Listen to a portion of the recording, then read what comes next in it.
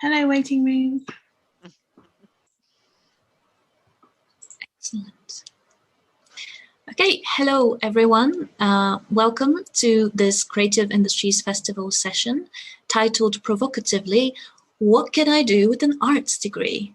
And over to Lucy Turner, who will be your host for today.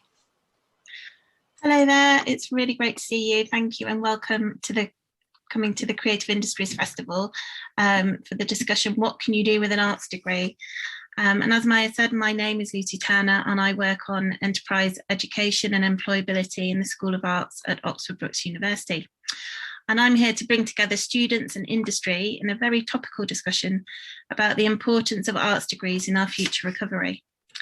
And in the current political climate of potential 50% cuts to funding of art and design, performing arts and media courses at university, we think about the importance of education for the creative industries and what value looks like. We will hear from students who will share their views and thoughts on their future career aspirations and their confidence when making the first step. We will discuss how we measure success, what failure looks like and how to embrace it, and how we can network and support each other from industry back into education, and what art subjects can offer to the STEM agenda. We will also be questioning the responsibility of the creative industries to support students in levelling up so that opportunities are available to all and not just the most privileged. So I'd like to welcome my panel that consists of a range of students from different courses in different years from the School of Arts here at Brookes, as well as two members of industry who are here to offer advice and guidance to the students as part of this discussion. So Lucinda, first of all, over to you to introduce yourself.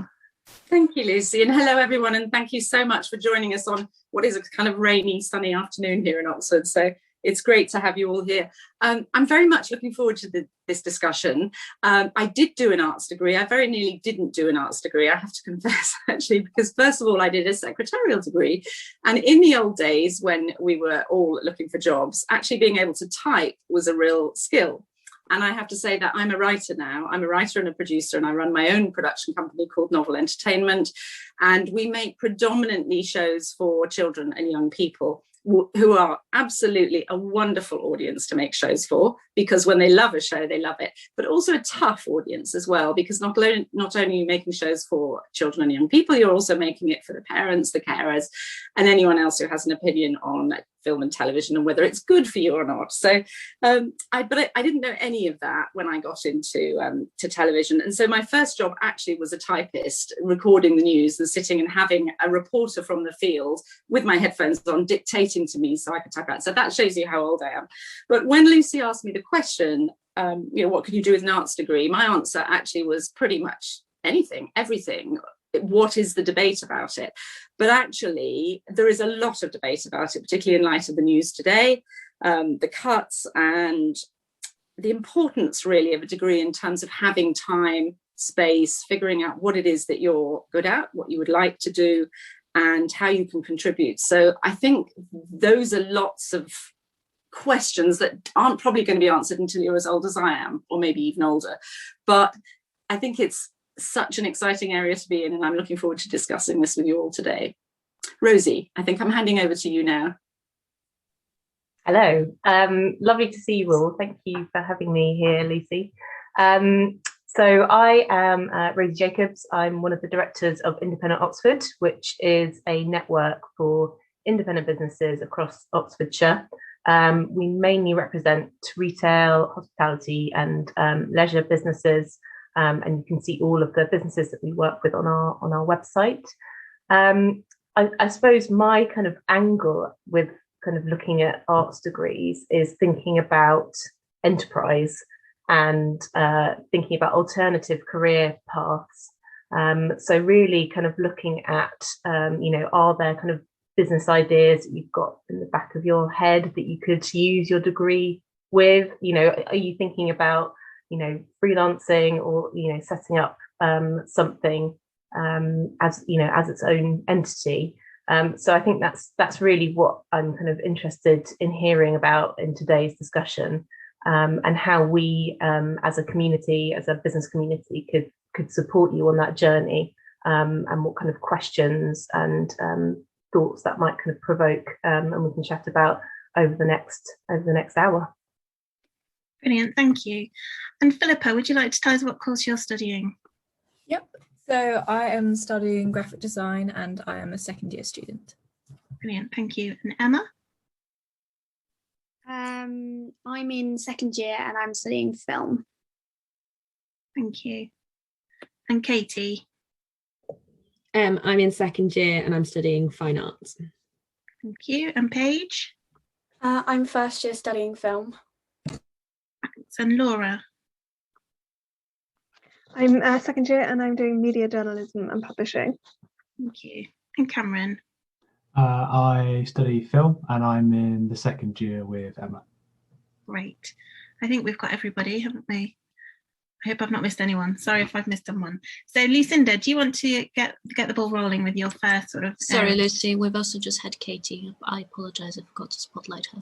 Oh, okay, Katie.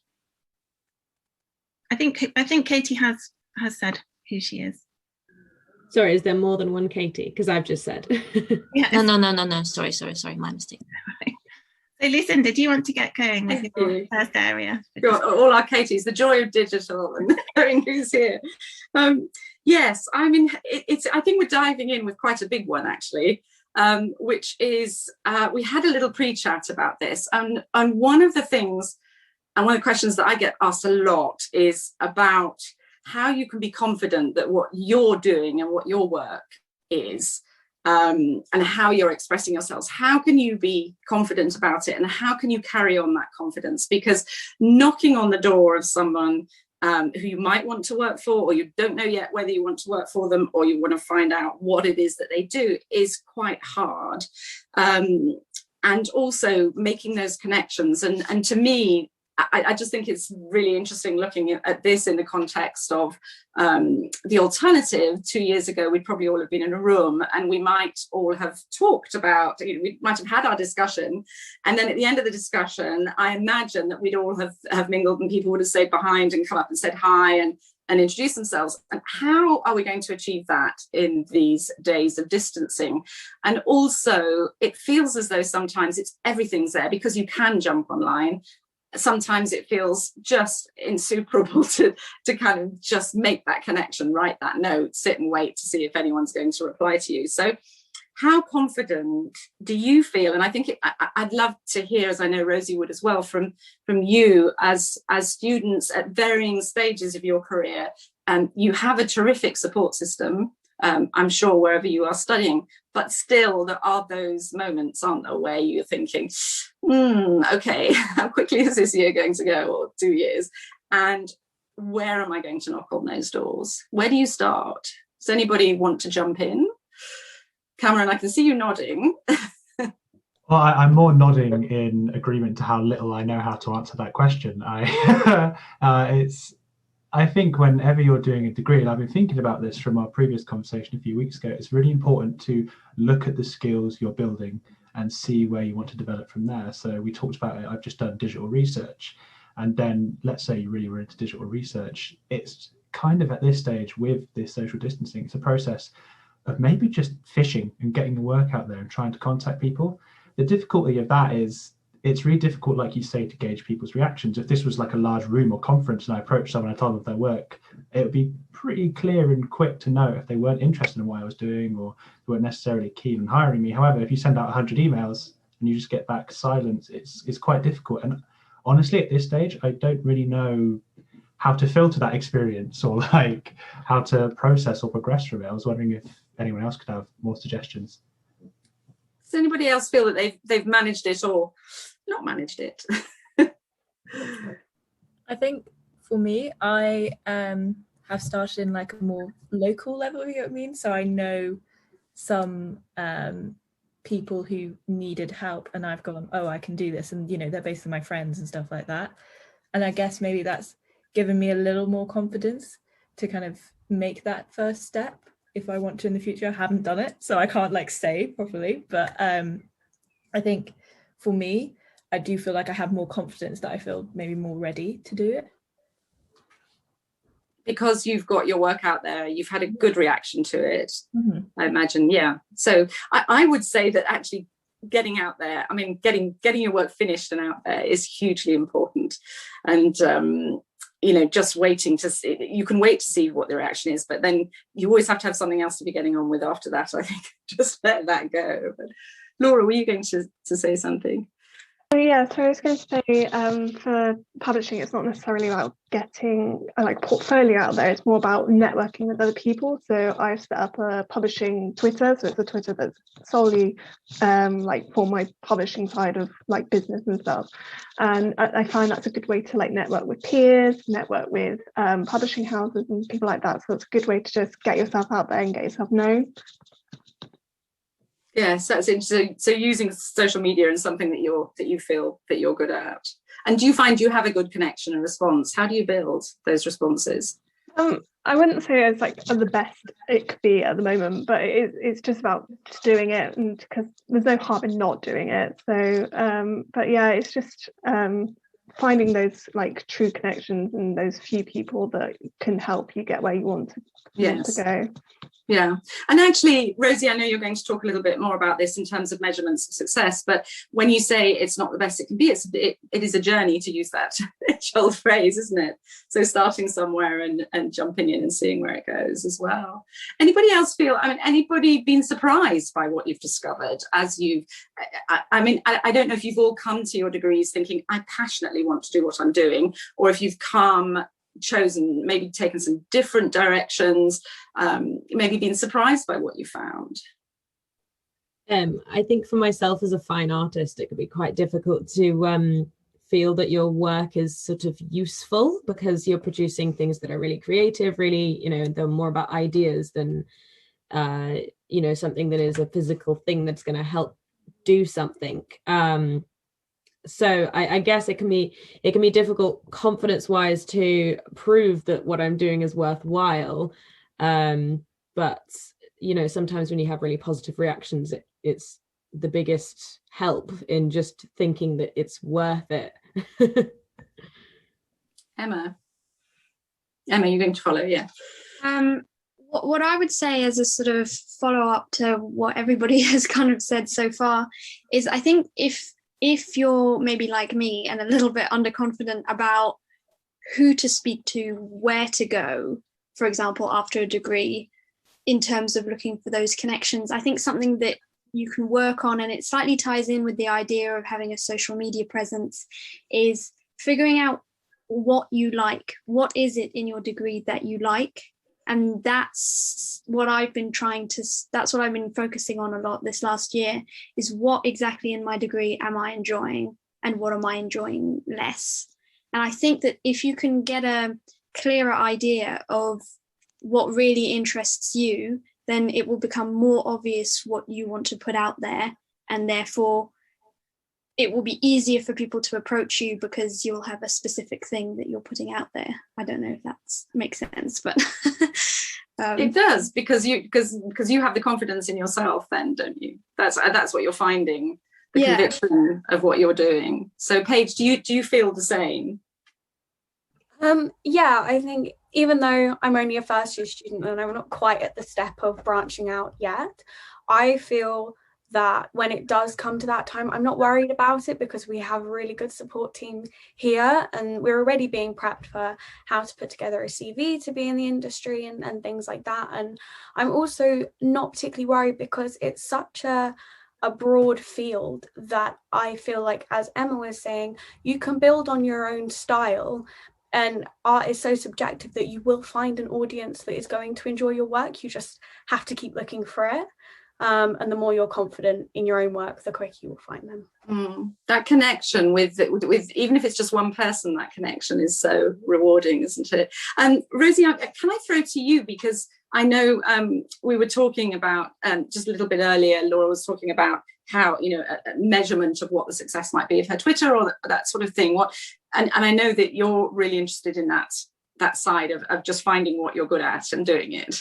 Yeah, absolutely. And I think, Laura, that's just a great place to start, is using social networks, and places like LinkedIn are perfect for kind of really showcasing your more kind of professional side. And I think, Emma, what you're saying about kind of just pinpointing those elements of what it is that you really enjoy about your course is important, but also thinking about that kind of broader picture and how could that fit within an agency or a business, or is that something that you could offer on your own as a freelancer, and thinking about kind of locally, who is it that you could reach out to in Oxfordshire, because there are some great startups and small businesses out there that would love some support, especially at the moment where we're just trying to get going again after the lockdown. So it's kind of reaching out to those businesses where you can get some real kind of like on the ground support and mentoring from smaller businesses, where the people that work in small businesses do everything. They know every aspect of running a business. So you can really kind of get a feel for all the kind of different elements of enterprise and business if you kind of can get a shoe in with a small business. And if you're using those networks, like using LinkedIn or any of the socials to reach out to those businesses and kind of showcase it's like your show reel, isn't it? Using that using those platforms. But just really kind of thinking about what you want as well. What do you want from your careers? What are you kind of thinking about now as students? What do you see in your future? Does anybody want to come in on that? If I may, it's kind of similar, linking for what you said. Like over this past year, I've done a filmmaking degree, and I was thinking I was going to be very into the whole writing and directing aspect. Over the course of this, with lockdowns and everything, photography has been an incredibly important part of my life, because group filmmaking is a group-based activity. I haven't been able to do that. And with photography, I've still been able to practice a lot of the skills which are then going to be transferable later into my film career. And that's led me down a completely different path of wanting to be a cinematographer. And from there, I started a photography Instagram, which I just spam hundreds of photos, everything I do. And from there, I've been offered projects from people because they've seen that I do a lot of photography, that I say I want to be a cinematographer. And it is building that presence, like you say, if that's with LinkedIn, if you want to go into the business or small industry side, if that's with Instagram, everyone uses Instagram. You can use it to create a portfolio of work, which people can just click onto accidentally. And it's using all these resources, I think, to build a kind of large trawler net in the creative industry and see what fish you can kind of catch with it. Yeah, absolutely. And I think, just thinking about, what you can put out there and who you can connect with is really, really important. And I think that there's nothing better than just complimenting somebody, just, dropping onto their LinkedIn page or whatever social page and just saying, oh my God, I love your work. I'd love to pick your brain, have a coffee. You're instantly grabbing their attention, and potentially, you've got a mentor there, if not, getting some work experience or other connections. You never know who people know, so it's just kind of constantly building that network around you, but also really thinking about your values and what you want from what you want from your job, but also what is it that you really enjoy about your arts degree, and can you apply that in a kind of business context. And we talked before about that it's not just it's not just like the STEM subjects that are important, it's how you communicate that. And I think Philippa, what you were saying before last week about that was really important. Do you want to just touch on that again, because I think that was a really, really good point? Yeah, I think this is something I discovered in like the past year of studying, that I realized scientists are taught, this is a very broad generalization, but they're taught how to research, they're taught how to kind of make something, but it doesn't mean that the general public will understand it. And so there is something really important that is needed to be put out there. Me as a graphic designer, I'm being taught to communicate to people visually and make it as easy and as quick as possible to the relevant audience. And so I think that arts degrees and STEM subjects and degrees should really be kind of working parallel in that sense. I don't think we should be too separate, because some people I know who are doing STEM subjects are creative in their own right, in the sense of they're amazing at creating these like new designs for new kind of objects and stuff like that. And that's, you know, I think we need to think more about things being side by side. So yeah, I think we need to kind of fuse it all together. Yeah, absolutely. And it's kind of, it's looking at that bigger picture. And I think one of the things that we were talking about Lucinda was, you know, how do we support people, both from the, you know, arts, just, you know, it's that looking at that holistic view, isn't it, of, you know, can we create some sort of local mentor program, working with students, and thinking about that kind of bigger picture.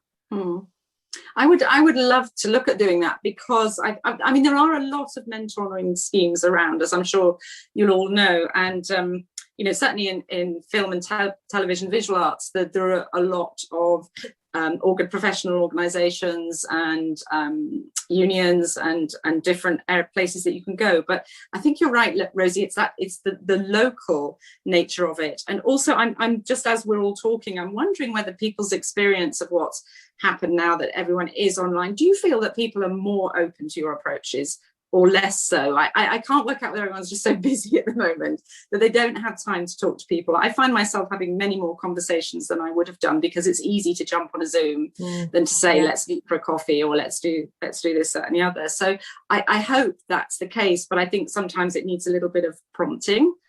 And also, you don't necessarily know what you want to ask that person when you get in touch with them. And I think sometimes you feel like you've got to have some really burning questions to ask them. And actually, sometimes just a chat is enough, I think. You know, just talking about different things. It doesn't have to, you know, we don't have to have all the answers as practitioners, and you don't have to have all the answers or all the questions as students. So, but I think that would be just good. It's just that sounding board, isn't it? Having that, and I think we were talking about previously, it's almost like having some connections that can be like going into the shallow end of the networking pool, and I think that, you know, locally that's how you can kind of really access that, because it's well, hopefully at some point we will be able to do this in person, and we can have more, you know, coffees with people, and it is easy. But as you say, you know, it's definitely been something that we've seen a lot more just jumping on a Zoom call and as well. But I think having that local connection, being able to just having that kind of geographic connection, I think is really important, especially when you're just kind of starting out on your journey. Interested to know if the students feel confident enough to actually just approach someone out of the blue and say, can I ask your advice? How would you feel about doing that? Finding someone and going, I really like your work, can I ask your advice? Yeah, animal terror. I mean, not in terms of film, but on the side, I have a business where I draw pets. And I feel completely happy to approach someone like an artist who I think has a really good technique. I like their art, and say, can you explain how you do this? Or maybe how do you get such a wide reach? I haven't really had the chance to do that with film yet. Still being in my first year, I don't really have that much to discuss, but I think it is something that's perhaps easier to do with creative people, and say, how do you do this?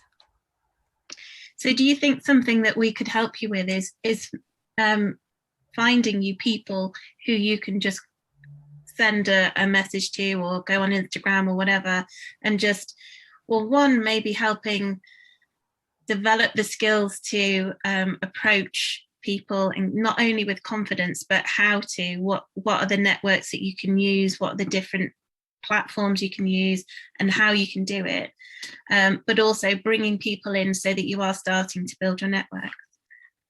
Do you think that's something that would yeah, I think that's a really good idea, and kind of like on the point of, have we gone out and got anything, or like got any mentorships, is my friend who's also doing the same course as me, we had a lecture with an industry professional, and she went out and made that connection, and off the back of that she's now got work experience with her, and I think with everything being remote at the moment, it makes it easier to go out and go and get these connections. It's just having the confidence. And like, if this person had been more what I'm intended to go, or like my path in publishing had been more aligned, I probably would have got out and like got in touch with her. But she was more marketing, which isn't really what I'm intending to go in. But it was perfect for my friend, and she's got a great internship. So it's really just, yeah, it's just having the confidence to just go out there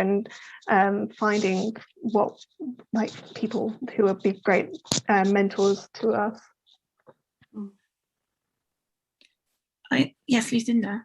I was just going to say, I wonder if we can help with that as well.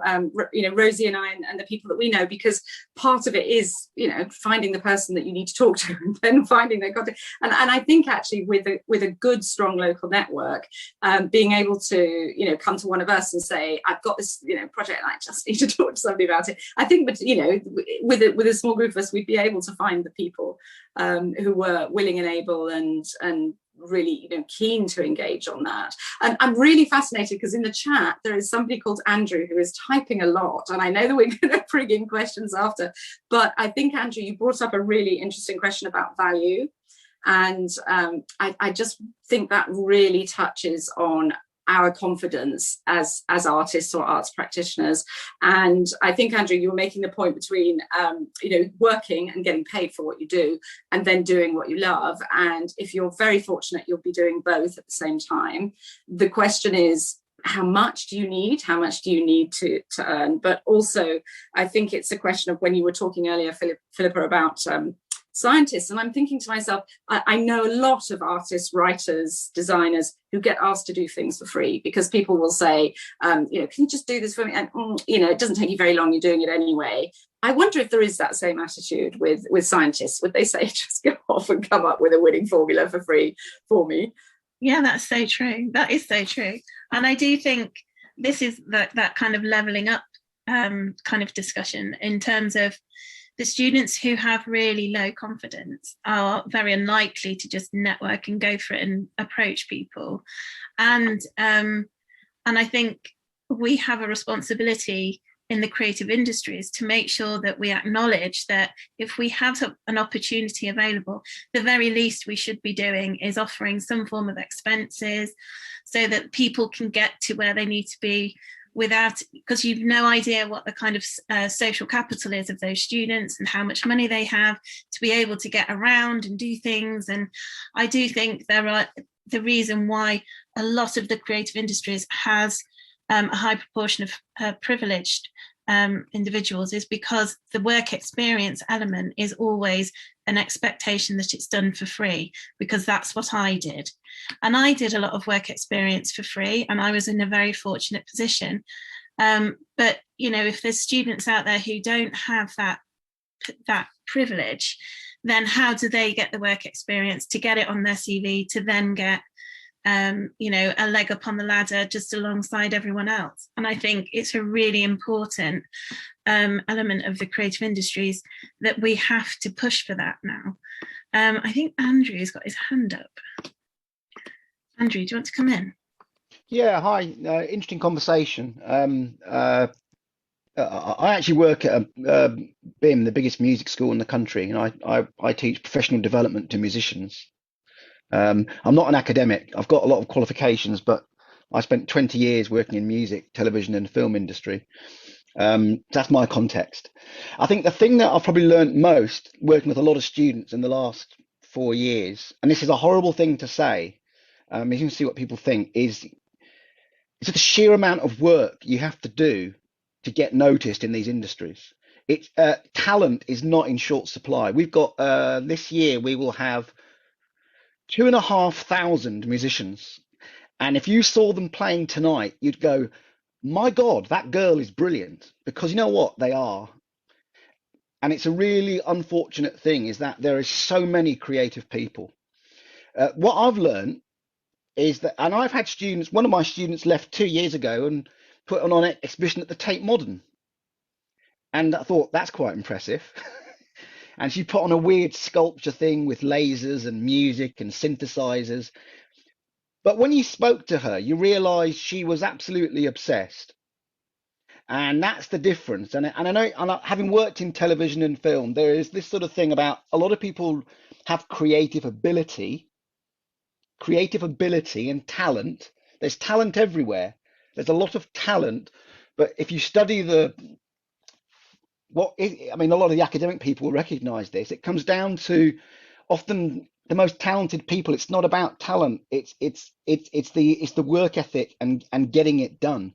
One of the things that I notice a lot with a lot of sensitive, creative people, and I mean that in the nicest way, they procrastinate. They procrastinate, and they're perfectionists. And part of that is I understand that. But that girl she worked at Tate Modern, then she went to Liverpool and did a big gallery in Liverpool. She just put out stuff again, and she had videos, she had music, dance, makeup. Whereas a lot of other students are saying, oh yeah, it's a really important music project, but I'm going to spend another 2.5 years perfecting my 3-minute pop single. I'm exaggerating, but you see the point. And I think that's the thing about the industry.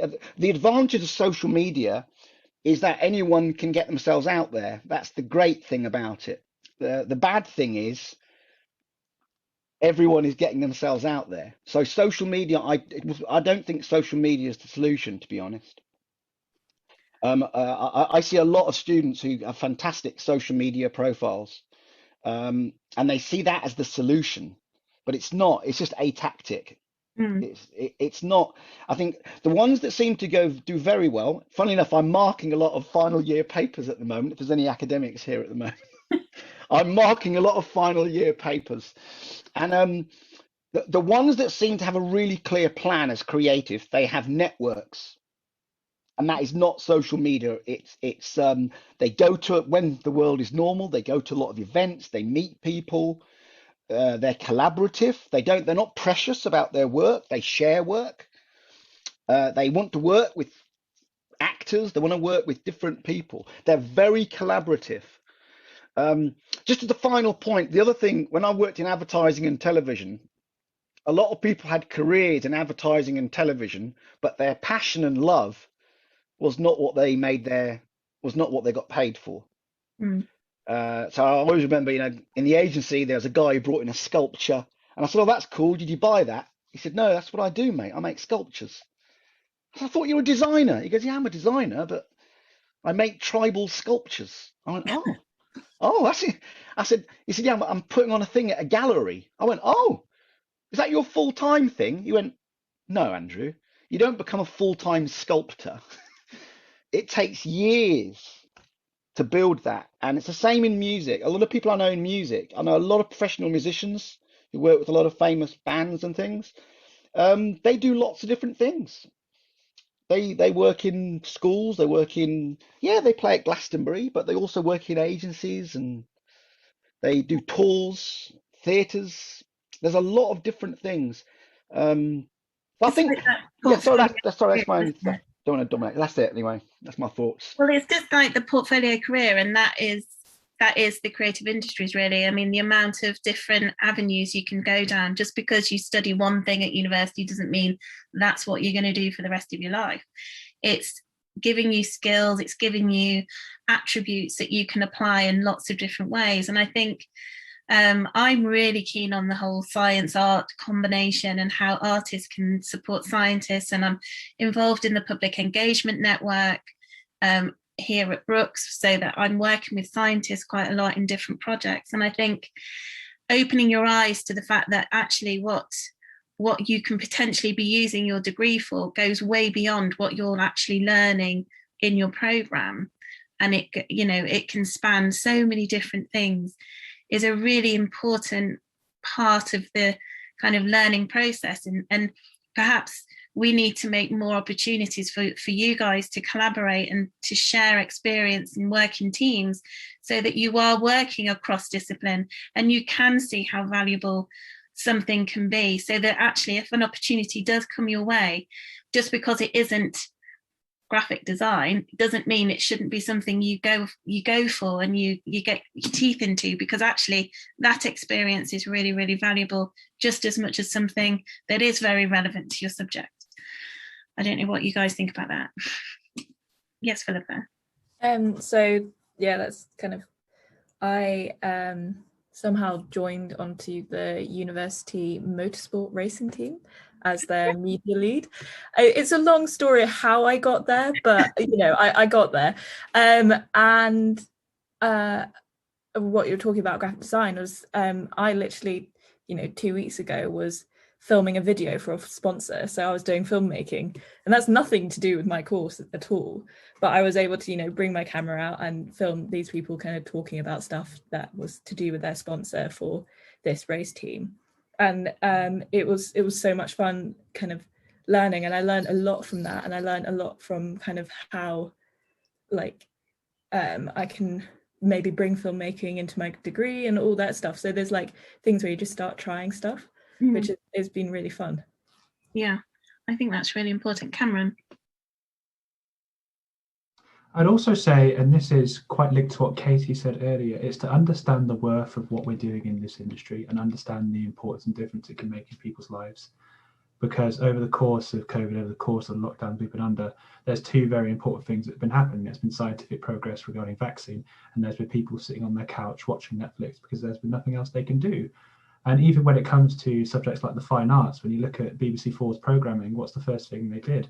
They got cameras into art galleries and they took people around exhibitions they couldn't see anymore. And they did these things to give people access to the arts. And I think, although we might not necessarily, you know, build the newest, fanciest building or the fastest car in the world, they're tools. We bring enrichment to people's lives. We bring enjoyment to people's lives. And it's remembering that that's still worthwhile. It's remembering you deserve to be paid for that. It's remembering that is work, and it takes an immense amount of like personal commitment to do what we do. And so when you do get an opportunity and they say, can you do it for free? Consider asking, can you actually pay me for this? Because I've got this amount of experience. I've done this for this amount of years. Like I recently worked on a short film, me and Emma together. And when the producer came to me and mentioned the budget, he said, well, we haven't spent anything on budget. And as a cinematographer, I said, actually, no, we spent £1,200 on camera equipment before we even start shooting. And it's just remembering these things and remembering, you know, you're worth money. Yeah, totally. You're so worth it. It's like the L'Oreal advert. So in terms of leveling up then, I mean, how are we going to do that? How as an industry, how as students, how can we empower those who have a lower level of confidence? Because let's face it, you guys being here, you have a certain level of confidence to actually appear in this discussion. And what about those students who have no confidence to do that? How can we reach those students, do you think? Yes, Paige. I think it's worth creating small stepping stone opportunities for people to start saying yes to. When we had our discussion last week, we said just saying yes was really, really important in taking opportunities that were given to you. I was really grateful to be given the opportunity to talk here, because even though it's something I wouldn't have put myself forward for, I thought, yes, just say yes, because you've been handed this opportunity. And I think it's important to maybe try and focus on students that have the talent, but perhaps not the confidence in their talent, and just give them small opportunities for them to say yes to then progress their confidence and lead them into taking the next big yes step. That's a really good idea. And I like the way you put that. Just say yes. It's kind of, there's an old program that anyone who's in later years might remember, called Grange Hill, where it's just say no, because it was a whole kind of drug thing. We should say just a hashtag, just say yes, so that we can start kind of a movement, perhaps, so that students actually do embrace taking these opportunities. Laura.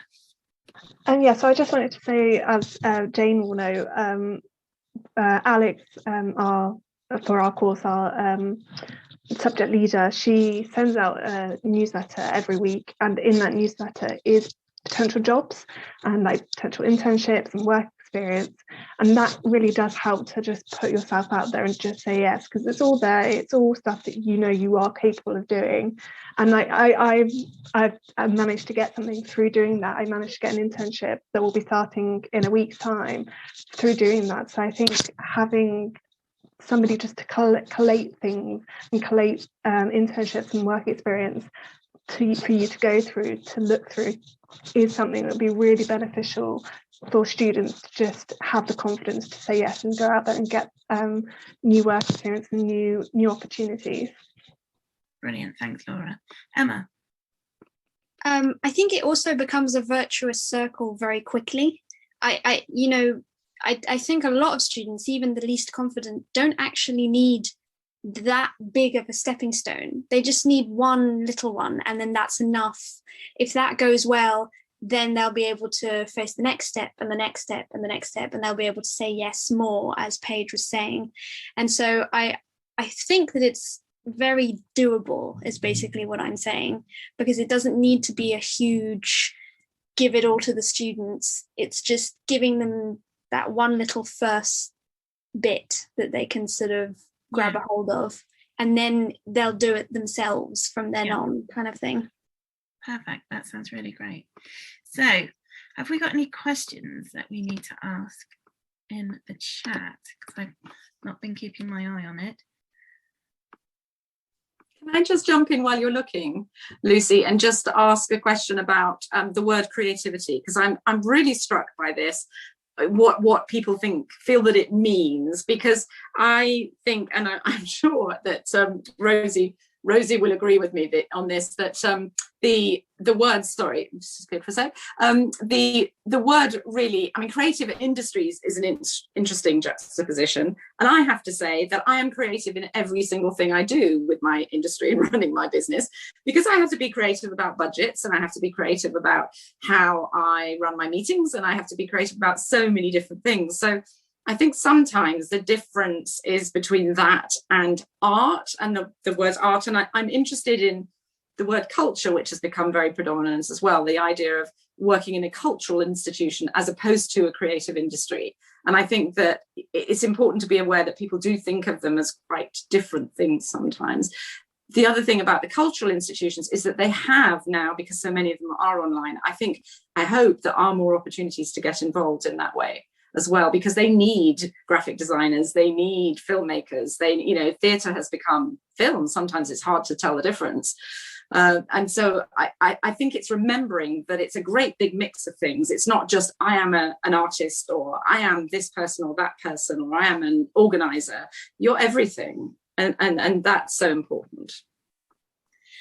Thank you, Lucinda. I think we've got a question from Daniel. Has anyone used or been tempted to use Patreon? I think I've said it correctly. Has anyone heard of that? No. Well, oh no, you go, Katie, please. Well, it's kind of a side hustle, but alongside being, the course that I'm on, the fine artist, I'm also a yoga instructor, and I do that as a digital thing. It's a YouTube channel that I created, and I have a Patreon that goes alongside that, because it's an unpaid thing until I get a certain amount of subscribers. So I do have a Patreon, and I have managed to raise a reasonable amount of money by doing that, so I would recommend it. Great, thank you. Cameron? Well, I was going to tangentialize this into also Kickstarter, specifically for film productions, because with film productions, especially at the level we're at, it's incredibly difficult to get funding. You're quite fortunate because a lot of the programs you apply to, there's lots of people that are applying, and like Andrew said earlier, there's not a shortage for talent. However, if you are making a project, or you are making some kind of artwork, has a very specific niche audience that people can respond to, there's no reason you can't apply to Kickstarter, then advertise on social media websites or Reddit. And the difference between £0 and £1,000 is immense. It's the quality of acting, it's the quality of lights, it's having £500 for advertising and film festival entries. And it's vaguely related, but I just thought it was worth mentioning. Brilliant, thank you. That was really helpful. And Katie, you asked something that you personally struggle with is asking for payment. And does anyone have any advice around this? So, Lucinda, Rosie, any advice on students sort of knowing how to price themselves and then making sure that they ask for? Yeah. Well, it's interesting. I often hear people who are speakers who are invited to speak at conferences, and there is an assumption quite often that people will speak for free, and they're always advised to say, is there a budget available for this? Because then you're not being confrontational. You're not saying, are you going to pay me? But you're saying, is there a budget available for this? I think sometimes it's going to be a question of what budget is available, as opposed to you feeling that you can put a price on it. I think it's you know, and there are averages for days work, and you know, that's going to vary depending on what sort of work you're being asked to do and what level of commitment you can make, and also if you're being asked to do work that you are able to do as well. But I think starting with, is there a budget available, is a good one, which is I think sort of what Cameron was suggesting as well. Yeah, I would totally echo that. Is that kind of the best phrasing you would use, or is there any other kind of token phrases you might use to ask about funding? I think if you're yeah, I think that's a really good opener, and it's just being honest and having that conversation. If you can have a chat on the phone, it's always easier than emailing, because then you can get your personality and your you know, your point across in a far less confrontational way.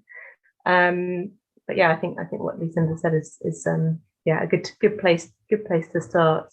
But I think, you know, that you know, thinking about you know, imposter syndrome, you know, that's, I think everybody feels that, you know, you guys are not alone in feeling that, if that's something that, you know, you feel. But having, you know, just yeah, I think finding your niche and you know, using that as your power. So really thinking about, you know, what is important to you. You know, is it you know, sustainability, the environment, you know, what are those kind of bigger things that you potentially could slot your creativity into? I think is really important. And just reiterating, you know, what I said before about, you know, local and thinking about you know, finding your niche locally is actually a really great place to start, because, you know, as Lucinda said, you know, as small business owners, you know, we are creative in every aspect of our jobs, and we're always doing things that are graphic design, or next week I'm directing, producing, just creating an entire film, because that's just part of my job. And so, you know, there's always elements of kind of enterprise and running a business, being a freelancer, that will absolutely, you know, be that element of your degree that you absolutely love.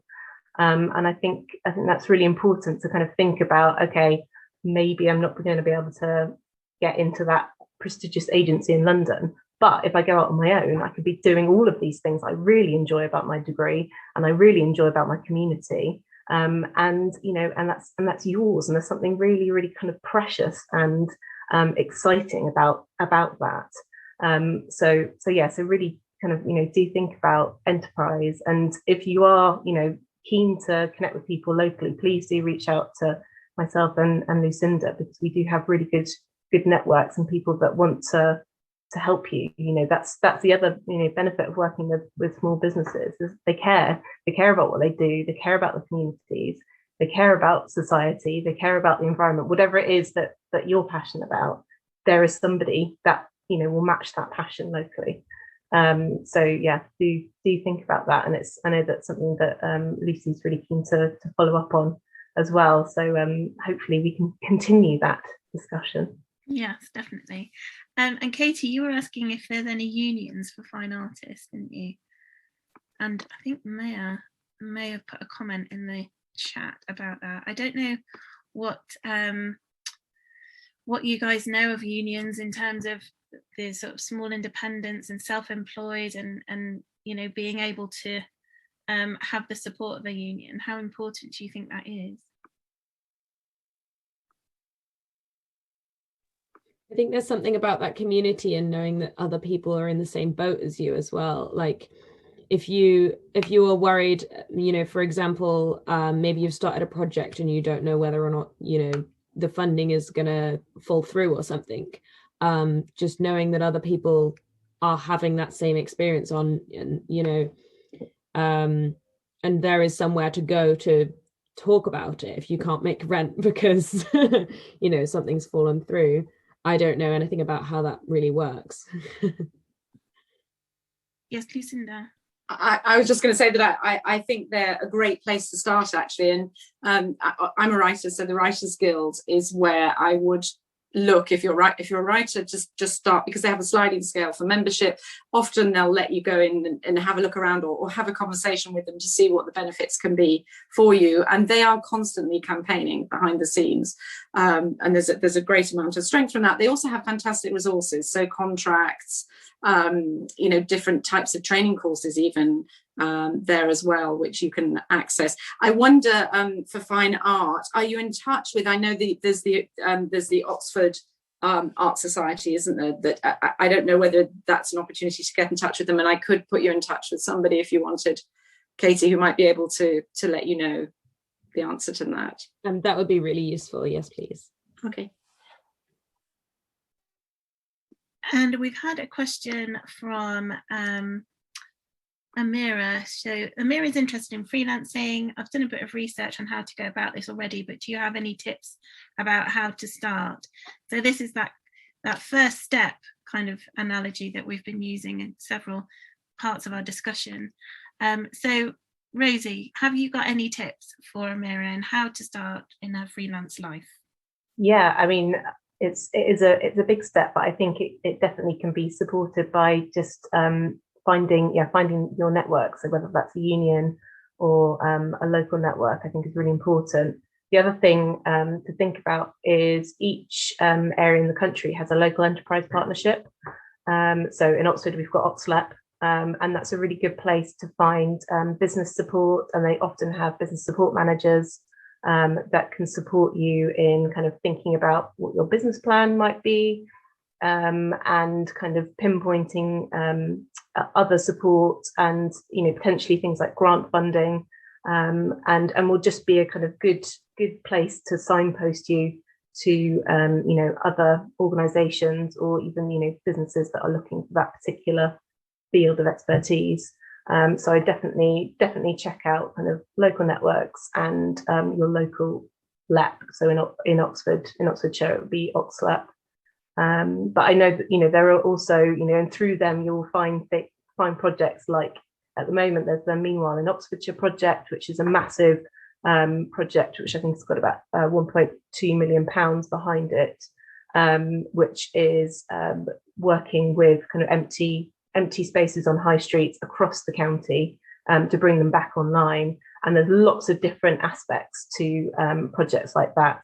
So that will include graphic design, probably some film work, because they'll be kind of wanting to capture what they're doing with that grant funding as well. So there's always like really exciting things happening, and you can find that through your LEP and kind of local networks. Brilliant, thank you. There's also lots of different societies online that like Screen Skills is quite a good one for film students, because there's lots of really interesting resources that you can find on there, and there's Creative and Cultural Skills as well, which has got lots of resources. So there's lots of resources that you can find that will give you templates for things such as invoices and all those kind of stuff. And I'm sure all of your lecturers will have lots of advice and lots of different things that you can access that will help support those kind of freelance ideas, and how to go about doing all the kind of admin side of being a freelancer. I was a freelancer in my early career, and then I sort of grew it into a bit more of an agency, and then you end up being the tea lady, the photocopier, the salesperson, the answer the phone, make the appointments, go on the appointments. And after all of that's done, then you can actually go and do some designing. So it's quite an interesting side of working, because you actually are everything within the business. But it's a really rewarding part, because before that I worked for a hideous company on the high street. I won't tell you who they are. They've just recently gone bust, and it was just very much about the cost of everything and how much stuff you could design with, because you had this very small budget. And being someone going freelance gives you so much freedom with your creativity, and it's far more rewarding from my experience of having a kind of dual experience with industry. So, and Andrew said t-shirt packer, envelope stuffer. I'm not quite sure what you're referring to, Andrew. No, just in the music and TV business, you know, you have if you're lucky, you work on nice shows and things, but you do stuff a lot of envelopes, and pack a lot of t-shirts and send out a lot of packs to journalists and all that stuff, and picking up people from airports. That I think that's the thing about the creative industries. I think the industries are very broad. Is that you do have to wear a lot. I think it was Lucy who said you wear a lot of hats, don't you? Yeah. You don't just say, when I studied law and became a licensing exec, but you don't turn around and say, I only do contracts. It's like, well, no, you pick up the people from the airport as well, So there is that. The one thing I noticed a lot of my creative students do, they use that thing called Fiverr. I put the link in there. A lot of them use Fiverr. There was a record producer who said he's already making a couple of £1,000s a month just from Fiverr. Wow. And he's not. And I don't even think he's a great record producer. I think he's just doing like ads, like radio ads and blog. What do you call it? Podcasts. So he's technically probably reasonably savvy, but I don't think he's like the best producer ever. He just says, I'll just do a lot of radio ads and stuff, Now I don't think he wants to do that for the rest of his life, but he says as a record producer and a DJ to get some money in. Mm. Whilst you do other stuff. Yeah. There's an interesting Japanese concept we talk about called ikigai. I'm not sure if people have heard of ikigai. Oh, I've not heard of that. Ikigai is a very interesting Japanese concept, which basically, is does the world need what you do, and can you earn money from what you love? And it's a great workshop topic with students because there's a guy I know who's his passion is cricket. He's not going to be a professional cricketer. He's a marketing guy. He loves cricket. He's loved cricket since he was a little boy. It's what he loves. He teaches it. He works at the local cricket club. He plays cricket. But he says he's never going to be a professional cricketer. But his passion in life is cricket. And I think there's an interesting thing about art and culture, isn't it? Is that I know a lot of people who are, absolutely passionate about the West End theatre, but they'll be architects or bank managers or work in a shop, but their passion is West End musicals. So I think it's interesting, like if you're lucky in life, what you're passionate about is what we do. And I think that's the creative paradox, is that we think that, well, because I love this, I will automatically get paid to do what I do. I worked in children's television. I hated children. I don't like children. I'm not interested in children, but I worked in children's TV. But you don't say, I'd rather work on the football and rugby. It's like, well, Andrew, there's no jobs working in football and rugby. You're going to work in children's TV. Yeah, that's so true. I worked, so I think it's interesting, isn't it? That I think it's a really interesting balance as to what we love versus what we actually get paid for. Yeah. I think that's sorry, Lucy. If we love something and then you actually find out once you're doing it every day, all day, and that's all you do, you can rapidly go off it as well. You can, and then I think in a creative career, when I coach and mentor, one of the things we point out is that there's going to be rainy days. Yeah. There's going to be days when you're going to get really wet and muddy, and you know what? You might meet some nasty people sometimes, but it's not going to be every day. But if you're going to be a creative or I've met lots of famous sports people. If you're a sports person, you're going to get injured.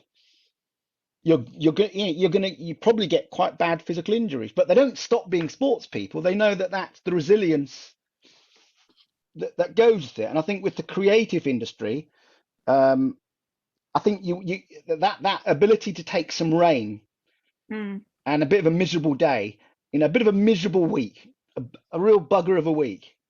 Yeah.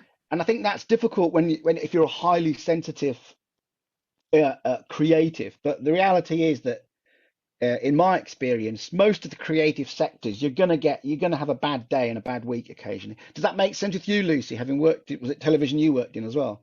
Yeah, I think tough industry. It's a tough industry, isn't it? Yeah, I think you've just got to be, I think that's why the word resilient is really, really important for those who work freelance or, have these kind of different experiences, that you don't go and immediately work for someone in a large business and you're comfortable and you've got your healthcare package and your pension and your this, that and the other, and having the resilience to bounce back from failure is really, really key, and it's perhaps something that we don't necessarily teach. It's just something that you've got to kind of try and experience, and maybe it's our role as educators to try and help you and unpick that and reflect on it. And just on that point, Lucy, because this is an area of my interest, do you think that we owe it to art students to focus more on that,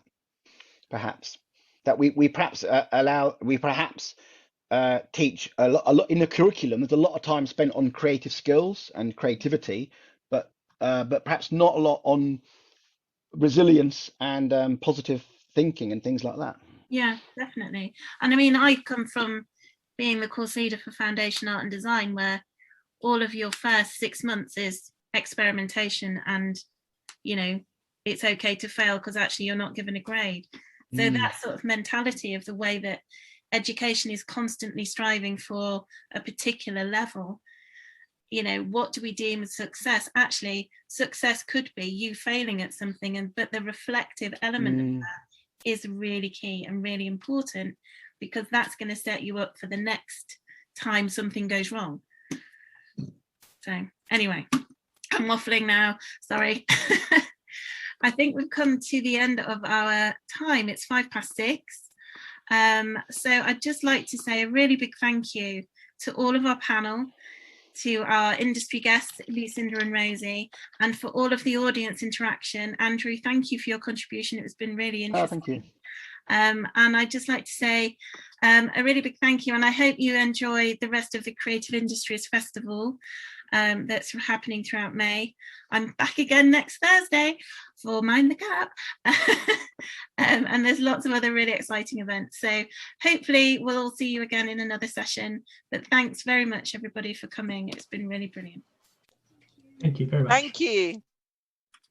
Thank you. Bye-bye. Yeah, thank you. Bye-bye.